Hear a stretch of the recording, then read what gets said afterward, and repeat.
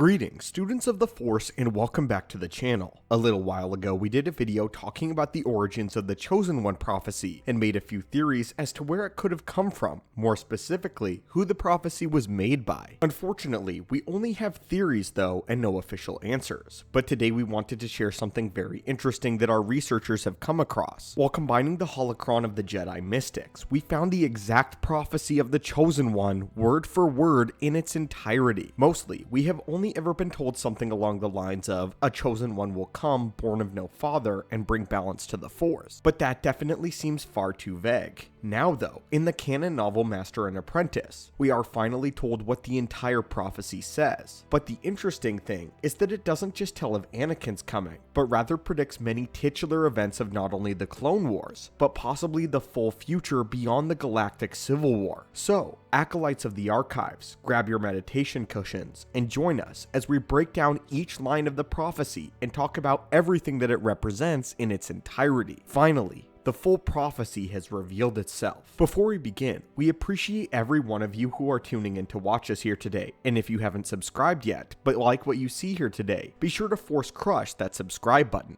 I have foreseen it. Now, on to the prophecy. The full prophecy of the Chosen One, which we are about to reveal, goes as follows. Only through sacrifice of many Jedi will the Order cleanse the sin done to the Nameless. The danger of the past is not the past, but sleeps in an egg. When that egg cracks, it will threaten the galaxy entire. When the Force itself sickens, past and future must split and combine. A Chosen One shall come, born of no father, and through him will ultimate balance of the Force be achieved. And there you have it, the prophecy of the Chosen One from the novel in its entirety. There are many aspects of this poem that are immediately recognizable. However, there are other lines that seem a bit perplexing. This is unique as no official answers or translations have really given us each line of the prophecy, but that is why we are here today, my consulars, for we will unravel every single line ourselves. At the time that this prophecy was recorded, hardly any of the mystic themselves knew what it meant, and while many Jedi Masters were familiar with the Chosen One prophecy, they chose to sweep it under the rug and ignore it. You see, many of the Jedi Masters, particularly members of the High Council, treated the holocron of prophecy with indifference at best, and contempt at worst. It was the opinion of many Jedi Masters, Yoda included, that it was foolish to take the ramblings of the old Jedi mystics literally. They were of the opinion that looking too far into the future would lead one to the dark side, and it was a Jedi's place to remain rooted in the light and the present. But indeed, the Masters were all thoroughly familiar with this particular prophecy as they interpreted it as speaking of the Sith. It was only visions granted by the mystics that the Masters even bothered with the prophecy to begin with, because it tied directly to the safety of the entire galaxy, as well as a possible special Jedi to rise among them. Anyway, now we've explained why the Jedi knew about it despite not fully believing in it, let's look at the prophecy itself. The first couple of lines are fairly easy to interpret when looking back at it from a stance in the future.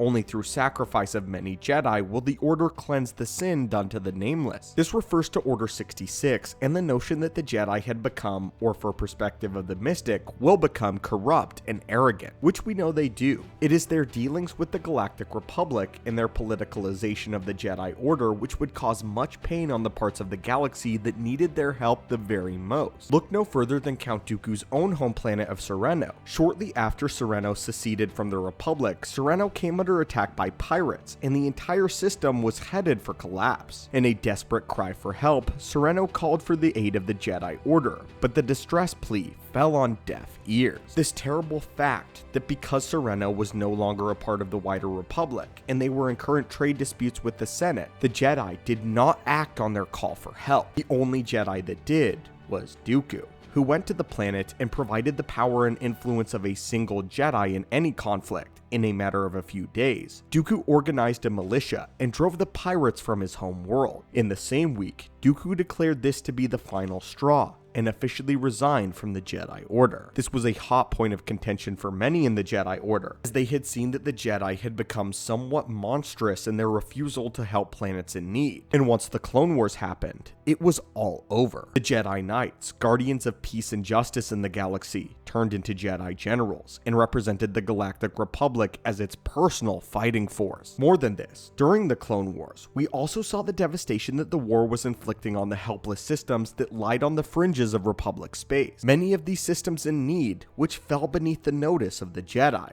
Truly, this cleansing of the Jedi was needed, as even Yoda would later admit, long after the fact, that the Jedi had fallen from grace, and what happened was cruel, but necessary. The next line states, "The danger of the past is not past, but sleeps in an egg. When the egg cracks, it will threaten the galaxy entire." This line quite obviously could be referring to the Sith and the Rule of Two. That seems to be what the Jedi thought about this prophecy as well, as once they learned of the Rule of Two, this part of the prophecy began to stand out to them. I assume that this is where the Jedi actually misread the prophecy, stating that the Chosen One will be destroying the Sith as his destiny. When the prophecy said the danger of past is not past, it's basically saying that what the Jedi thought was long gone, aka the Sith, is indeed not gone, but very much still alive, albeit in dormancy. Perhaps this refers to the dark side itself as a whole though, as most darkness was driven from the galaxy and lied in wait for 1,000 years until this very moment when it would again make its grand return.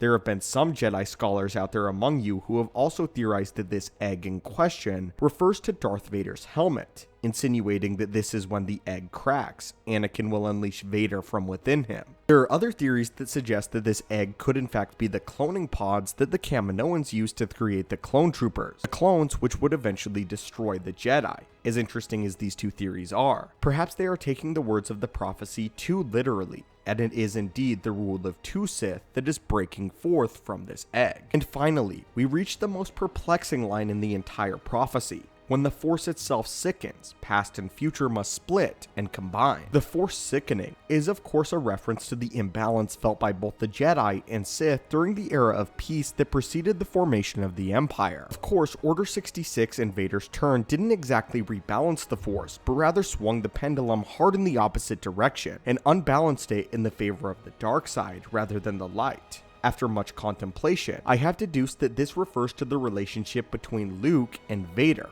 Allow me to explain a bit further. When the Force itself sickens, this refers to the pain felt by the Chosen One as he is turned to the dark side. The Empire cast a shadow over the galaxy, and Order 66 itself caused a wound in the Force because of how many Force-sensitive lives were lost all at once. That wound could only be corrected once the prophecy was fulfilled. The past and future must split and combine. George Lucas confirms that Luke inherited all of the potential of the Chosen One after Anakin's fall to the dark side. The split of the past and the future possibly refers to the fact that the Force gave the potential of the Skywalker bloodline to the Skywalker twin. Then the combined part refers to when Luke and Vader together fulfill the prophecy of the Chosen One, when Luke turns his father back to the light and Vader destroys Sidious. Out of many of these possible translations, I find this one to be the most accurate. But there it is, my friends, acolytes and students of the Force. Finally, we have the entire and completed Chosen One prophecy, as well as my personal interpretation of every line of the Chosen One prophecy. But now, I turn it over to you.